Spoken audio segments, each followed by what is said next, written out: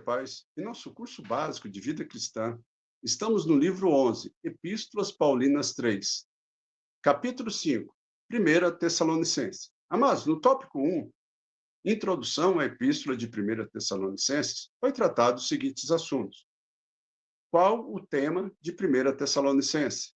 Quais as três palavras que definem o testemunho dos crentes de Tessalônica? E hoje, no tópico 2, o ensino sobre o arrebatamento. Amém? Amados, observe, até este ponto, Paulo tratara de acontecimentos passados. Agora ele muda e começa a falar do futuro, aplicando o ensino do arrebatamento da igreja à vida diária do cristão. As duas áreas específicas que Paulo aborda são: primeiro, como devemos andar para agradar a Deus, aguardando o arrebatamento. Segundo, a esperança que o arrebatamento da igreja encerra para o crente que dorme no Senhor. No capítulo 4, do versículo 1 ao 12, Paulo fala de andarmos de modo a agradar a Deus. Ele considerou a imoralidade sexual uma tentação para os tessalonicenses. Os eruditos dizem que na cultura greco-romana o adultério era encarado com total indiferença ética. A imoralidade sexual era até mesmo incluída no culto idólatra pagão. No seu conselho contra este pecado, Paulo diz, lá no capítulo 4, versículo 4, que cada um de vós saiba possuir o seu vaso em santificação e honra. Mas observe, a palavra vaso aqui é usada no sentido figurado, para nos ensinar a necessidade de controlarmos os desejos sensuais antes que eles nos dominem. E a palavra vaso também representa ou simboliza o corpo da pessoa. Então, depois de dar esse aviso contra a concupiscência, Paulo dá uma ordem positiva. No versículo 9, diz: no tocante ao amor fraternal, não há necessidade de que eu vos escreva, porquanto vós mesmos estáis por Deus instruídos que deveis amar-vos uns aos outros. Nos versículos 13 a 17, a esperança na morte do crente. Então, Timóteo transmitiu a Paulo algumas perguntas que a igreja tinha a respeito do arrebatamento. Estes crentes, amados, estavam temendo que seus entes queridos, falecidos, perdessem a gloriosa reunião com Cristo e, deste modo, não tivesse o privilégio de gozar as bênçãos desse acontecimento. O arrebatamento é o encontro dos santos com Cristo nos ares. Amém? A palavra no grego é aparizo, que quer dizer, literalmente, levar repentinamente à força. Geralmente, essa palavra é associada com a libertação de alguém do perigo e faz distinção da primeira fase da vinda de Cristo. Amém? Outra palavra importante, referente à volta de Cristo, usada em 1 Tessalonicenses, é vinda. No grego, parousia. Todas as vezes que essa palavra aparece, se refere ao arrebatamento. Nos outros versículos da Bíblia, ela se refere à manifestação de Cristo no fim da grande tribulação. Assim, a palavra parousia literalmente quer dizer visita. Também era usada para descrever a visita de um rei ou imperador a uma cidade. O Dr. F. Bruce, no seu livro A Epístola aos Tessalonicenses, na página 1057, descreve a analogia histórica desta palavra. Ele diz que quando um dignatário fazia uma viagem oficial a uma cidade, nos tempos helenísticos, um grupo seleto saía para encontrá-lo na estrada e voltava à cidade com ele. Nessa analogia, amados, podemos ver um paralelo com a visita de Cristo a este mundo, que tem duas fases. Okay? Primeira fase é o arrebatamento, do qual só participará um grupo seleto que sairá para encontrar-se com Cristo nos ares. Note que Cristo não pisará na terra neste acontecimento. Segunda fase, a entrada do rei na cidade e de todos que vieram lhe encontrar. é a manifestação de Cristo quando vier julgar a terra e restabelecer o seu reino. No versículo 18, Paulo finda sua explicação do arrebatamento com estas palavras: consolai-vos, pois, uns aos outros, com estas palavras. Entenda, queridos, para o incrédulo, o ensino sobre o arrebatamento é um ensino amedrontador, mas para o crente é uma esperança consoladora, uma hora para se esperar ansiosamente. Estamos aguardando, amém?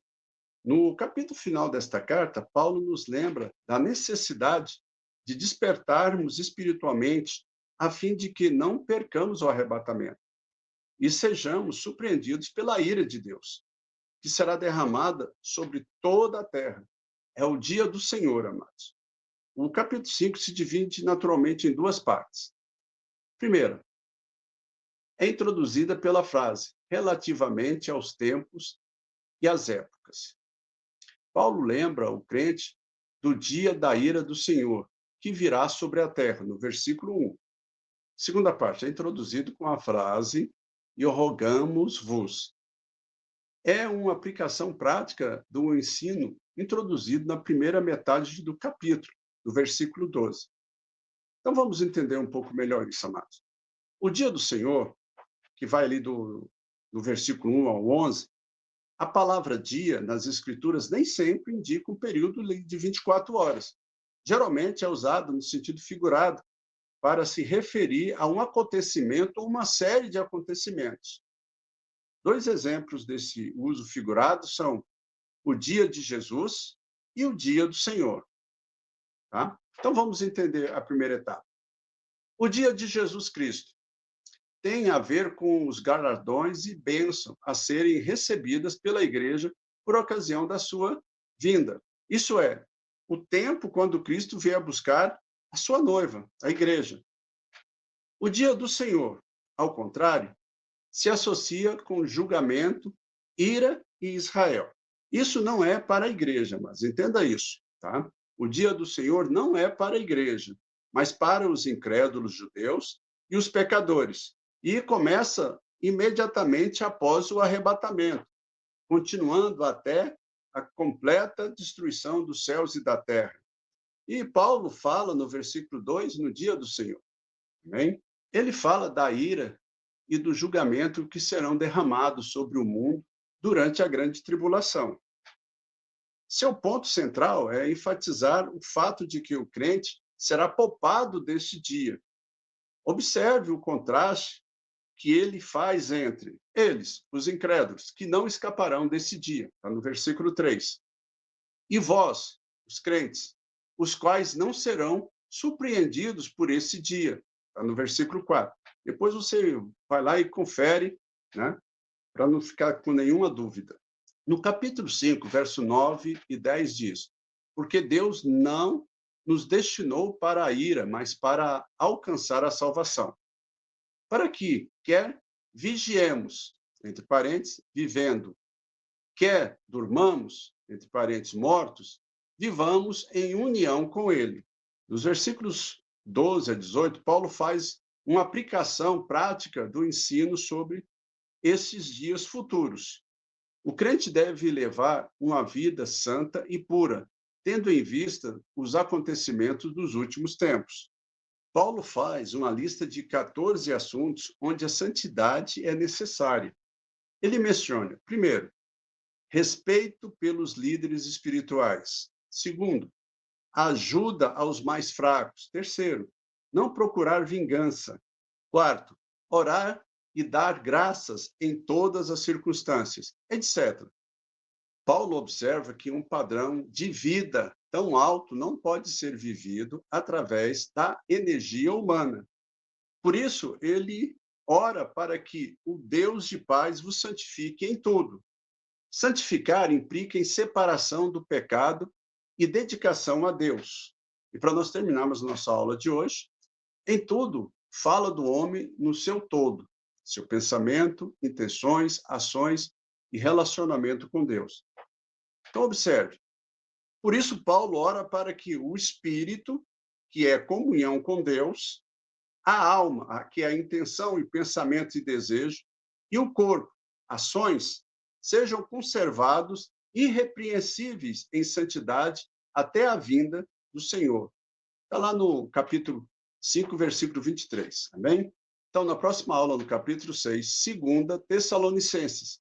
Tópico 1, perseguição por causa da fé. Vamos responder as seguintes questões. Qual é o tema de 2 Tessalonicenses?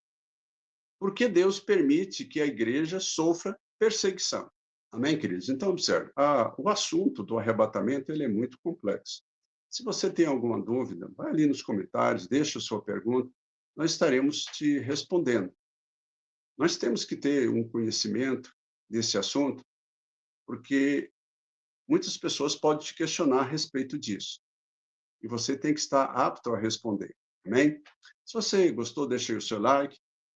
Se você, novamente, tiver alguma dúvida, vai nos comentários, deixa ali sua pergunta, nós estaremos te respondendo. Que o Senhor te abençoe e, então, até a próxima aula.